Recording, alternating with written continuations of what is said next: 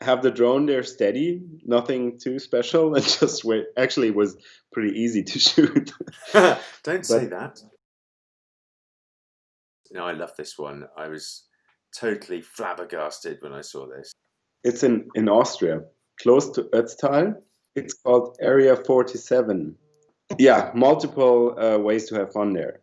And it looked so graphical from the drone, so I just lined everything up in the way I could see like a really good composition. The rider on that feature is actually my girlfriend. I just told her at a certain point that just do that board slide all the time on that feature. And I showed her the image at on that day in the evening, and she was like, "Whoa!"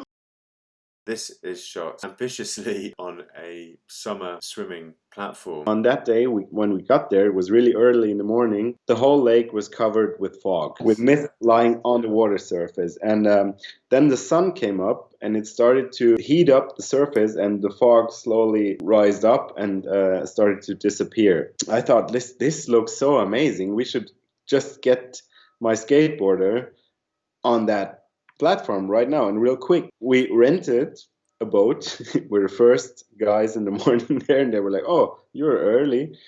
Paddled him to that platform, and then he was having he got onto the platform, and everything was a little bit shaky. He got like a small string with him, and tied a knot on his skateboard and on the platform. So just in case he loses the board, it would not just drop to the bottom of the lake. This is a fantastic image. I've never been to the Giant's Causeway myself. I've traveled there, of course, before to location scout, got my angle, got everything ready. When we had the first day of shooting, or the first day of traveling to Northern Ireland, we arrived I think we flew to Dublin because it was cheaper to get the rental car in Ireland than to get it in Northern Ireland. I flew from Munich to there, and Senat flew from Vienna, and his flight was like 2 or 3 hours later. So when we got there, I checked on my phone that tonight it's going to be an amazing sunset. So I went to the location and I said, it's probably, I'm set up.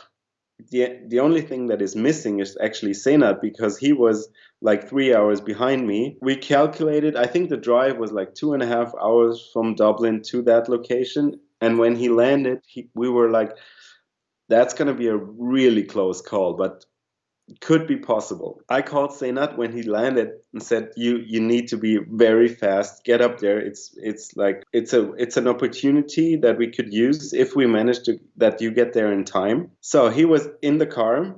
The thing we call it in British. Yeah. Exactly. Senat was on the way with my assistant, and my assistant was driving, Robert. And Senat was like, when he got closer to the location, he was building up his bike in the background. Yeah, and when we got there, he was actually just jumping out of the car, getting his bike. We just did like a high five real quick, no big talking. And I got everything ready. Camera was set. I had the time to prepare the spot. And when he got there, we did the high five. He went onto those rocks, did his nose pick. We got the shot, and then like 5 minutes later, the sun was gone. And then we said hello in a friendly fashion. That's friendly awesome.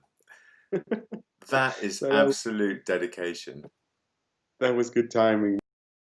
We have to make the best out of it back home and be creative back home. And I'm going to focus more on stuff that is right around me, like just outside, to see things maybe I would not have seen if I would travel a lot. So I kind of start to see things just around the corner. Try to do right now, just don't be negative about that I'm not able to travel, because now I can see places and take more time in the places that are just around me.